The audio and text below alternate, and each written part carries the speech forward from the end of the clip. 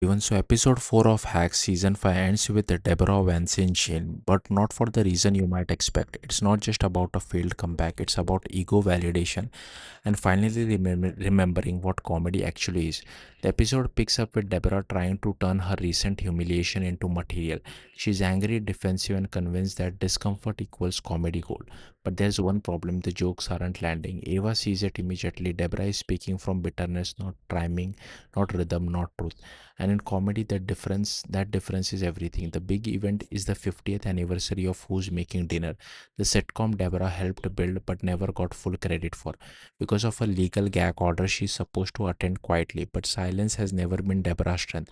At the event, everything starts poking at old wounds. Her ex Frank is still remembered as the creator, a stage is being named after him, and then there's an unaired interview of his about to be shown. Deborah feels erased again, like history has been rewritten without her. So she does what Deborah always does. She takes control. She grabs the mic, ignores the gag order, and launches into her comeback. But instead of triumph, it's a disaster. The jokes fall flat, the room turns cold, and the worst part is she knows it's not working, but she keeps going anyway. Pride won't let her stop. At the same time, Ava is having her own realization. After being told her original script is too specific, she finally cracks the system. She comes with a more marketable idea, a reboot of Deborah's old show but built for modern audience. It's not her dream, but it's something that will actually sell. That contrast matters. Eva adapts, Deborah resists. Then comes the turning point. Frankie's old interview plays, and instead of tearing Deborah down, he does the opposite. He says she was always the funniest person in the room. It's the validation she wanted for years, but hearing it now like this disarms her completely because it exposes the truth. She's still performing for him even after everything. Eva sums it up perfectly. Sometimes there's just 1% you want to impress, but Deborah doesn't get time to process that. The police arrive, she's violated the restraining order by speaking publicly, and just like that, her big comeback night ends in handcuffs. Now, here's where the episode flips. In jail, stripped of the stage, the spotlight, and the pressure to prove anything, Deborah starts talking to the other women in the cell.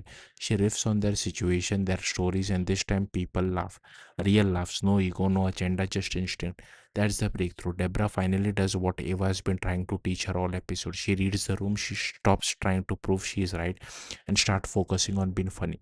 And suddenly it works. Ironically, the audience she wins over isn't the elite crowd at the Paley Center.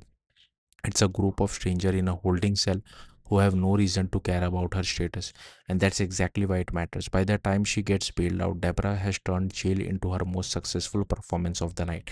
And in true Deborah fashion, she even pays bail for the other woman because generosity, chaos, and ego all live in the same place for her. So, why did her comeback night end in jail? Because she broke the law, yes, but more importantly, because she confused anger with comedy. She thought being right was enough, it wasn't. And the irony is perfect. She failed on the stage where she needed approval and succeeded in the place where none existed. That's the real comeback. Thank you for watching. Bye.